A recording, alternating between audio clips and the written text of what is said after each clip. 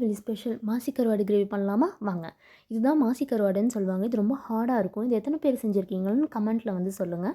இப்போ இதை வந்து நம்ம அரைச்சி தான் ஆட் பண்ண போகிறோம். எப்படி பண்ணலான்னு பார்க்கலாமா? வாங்க.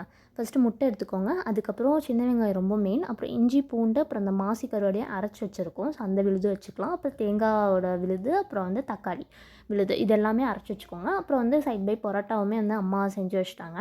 ஸோ இதில் வந்து எண்ணெய், அப்புறம் வெங்காயம் ஆட் பண்ணி நல்லா வந்து பச்சை வாசம் போனதுக்கப்புறம் நம்மளோட இஞ்சி, பூண்டு, அப்புறம் அந்த மாசி கருவாடு போட்டு அந்தோட விழுதுமே வந்து நல்லா பச்சை வாசம் போகணும். அதுக்கப்புறம் தக்காளியோட விழுது ஆட் பண்ணி அதோட பச்சை வாசமும் போனதுக்கப்புறம் உப்பு, மிளகாத்தூள், மஞ்சள் தூள் இதை வந்து ஆட் பண்ணிக்கோங்க. நான் வீடியோ எடுக்க மறந்துட்டேன். ஸோ அதனால் கண்டிப்பாக ஆட் பண்ணிக்கோங்க.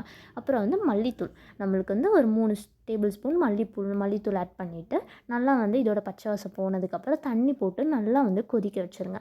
இந்த கிரேவி நல்லா கொதிச்சதுக்கப்புறம் பார்த்தீங்க அப்படின்னா தேங்காய் அரைச்சி வச்சுருக்கோம்ல, அந்த தேங்காயுமே நம்ம ஆட் பண்ணி அதுவும் கொஞ்சம் வந்து அந்த ஒரு 2 கொதி வந்தோடனே நம்ம வந்து நெக்ஸ்ட் வந்து முட்டையை வந்து அப்படியே வந்து முழுசாக வந்து உடச்சி ஊற்றிட போகிறோம். இதில் 4 முட்டை நாங்கள் எடுத்துருக்கோம். ஸோ அந்த 4 முட்டையை அப்படியே உடச்சி ஊற்றுருங்க. இதை வந்து கலக்கக்கூடாது. கலக்குனா அந்த டேஸ்ட் வந்து நல்லா இருக்காது. ஸோ அதனால் இப்படி தனித்தனியாக வந்து நம்மளுக்கு வந்து முட்டை வந்து இருக்கணும். ஸோ ஒரு 10 நிமிஷம் வேகணுங்க. இந்த மாதிரி பார்த்தீங்கன்னா தனித்தனியாக உங்களுக்கு தெரியும். ஸோ இந்த மாதிரி இருக்கணும். கடைசியாக வந்து கொத்தமல்லி போட்டுட்டு நம்ம எலுமிச்சை பழமே வந்து போட்டுடணும். போட்டதுக்கப்புறம் ஃபைனலாக பார்த்தீங்கன்னா என்ன, நம்மளோட சூப்பரான எங்கள் அம்மா செஞ்ச பரோட்டா ரொம்ப சாஃப்டாக இருந்துச்சு. அதுக்கப்புறம் நம்மளோட ஸ்பெஷல் வந்து மாசி கருவாடு கிரேவி சூப்பராக இருக்கும். ட்ரை பண்ணி பார்த்துட்டு கமெண்ட்ஸில் சொல்லுங்கள். பாய்.